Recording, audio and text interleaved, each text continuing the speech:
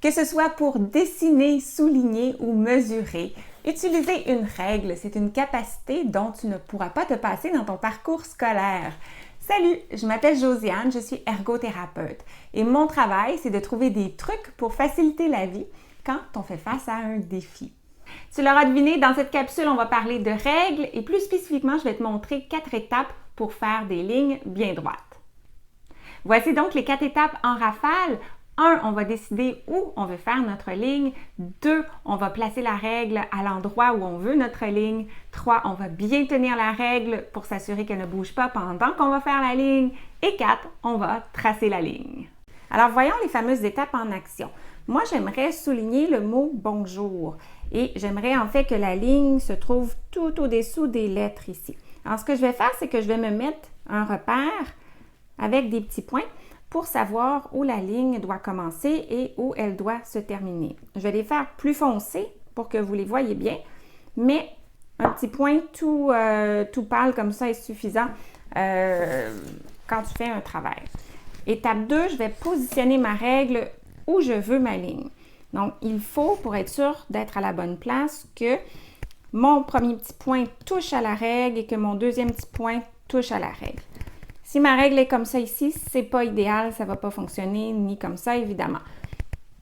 Ma règle est bien placée. Là, la troisième étape, c'est de s'assurer que la règle reste à sa place. Et pour ce faire, je vais tenir bien au centre.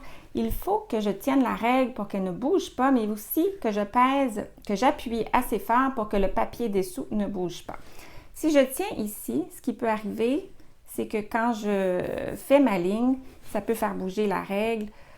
Alors, ce que je peux faire, je peux soit me lever debout ou me positionner d'une façon à ce que je sois capable d'appuyer assez fort avec mes doigts ici. Alors, quatrième étape, je suis prête à tracer ma ligne.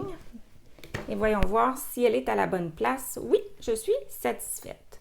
Voyons un autre exemple. J'aimerais tracer une ligne, peut-être le diamètre qui va séparer mon cercle. Alors, je voudrais que ma ligne passe bien au centre comme ça. Je vais faire mes petits points. J'amène ma règle. Je la place à la bonne place et je fais ma ligne. Vous allez remarquer que je fais la ligne toujours au-dessus de la règle plutôt que le dessous. Si je place ma règle comme ça, je vais avoir de la difficulté à la tenir.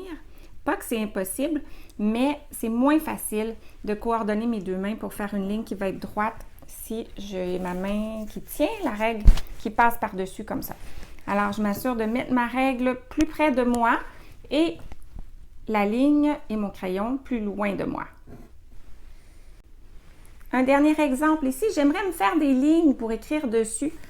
Alors, ce que je peux faire, c'est dessiner des petits points qui sont séparés à une distance assez égale pour m'aider à placer ma règle. Et je refais la même stratégie.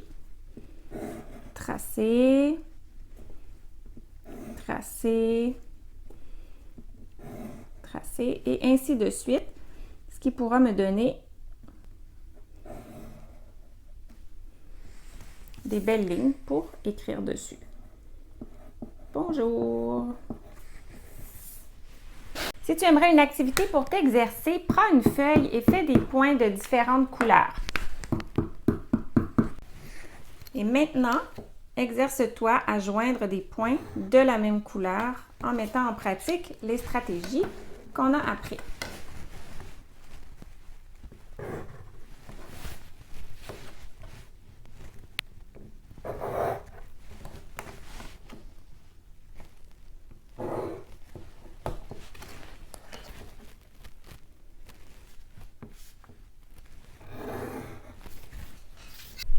Voilà, j'espère que ça t'a plu et surtout que ça va t'aider. Si tu aimerais une aide-mémoire des stratégies qu'on a discutées, c'est disponible sur mon site web, alors tu peux venir le télécharger.